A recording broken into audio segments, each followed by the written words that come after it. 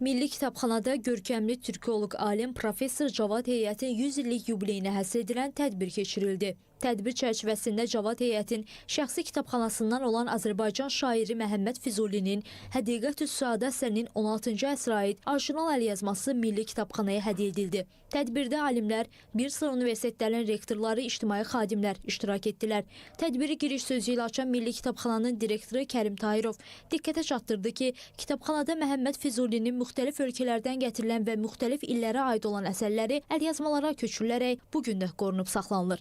Həmin əlyazmalar tədbirdə nümayiş etdirildi. Daha sonra çıxış edən Azərbaycan Milli Elmlər Akademiyasının prezidenti İsa Həbibbəyli Cavad Heyətlə bağlı düşüncələrini paylaşaraq bildirdi ki, Azərbaycancılıq və türkçülük ideyalarının təbliğində Cavad Heyətin rolu danılmazdı. Onun türkologiyaya aid 7 cildli kitabı ədəbiyyatımızda xüsusi yerə malikdir. Həmçinin Azərbaycanlı cərrah alimi tibb sahəsində gördüyü işlərdən də söz açıldı. Diqqətə çatdırıldı ki, Cavad Heyət İranda ilk dəfə açıq ürək əməliyyatını gerçəkləşdirib. Habelə elmi türkologiyanın əsasını qoyan şəxslərdən biri hesab edilir.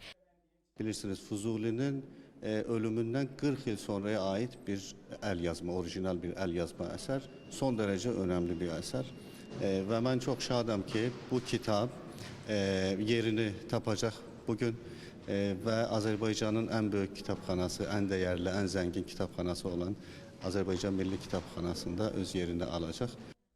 Tədbir zamanı qeyd edildi ki, Cavad Heyətin zəngin və çoxşaxəli səmərəli fəaliyyətində Azərbaycan ədəbiyyatı tarixi, türk xalqlarının keçmişi, milli folklor və eləcə də İslamşünaslığa aid tədqiqatlar mühüm yer tutur. Bu əsərlərdə Azərbaycan dilinin inkişaf mərhələləri, şifahi xalq ədəbiyyatı, ədəbiyyatşünaslıq və fəlsəfə tarixinin ən müxtəlif məsələlərindən əhatəli bəhs olunur. Cavad Heyət həqiqətən bütün həyatını, bütün tərcümə halını mənsub olduğu xalqa, millətə, türk dünyasına həsr edib.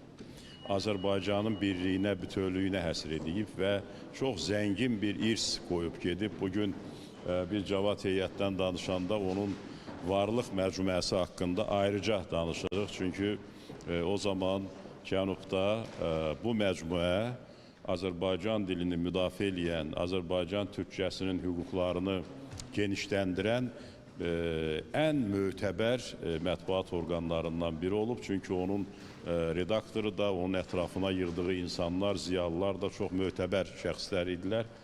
Tədbir müzakirələrlə davam etdi.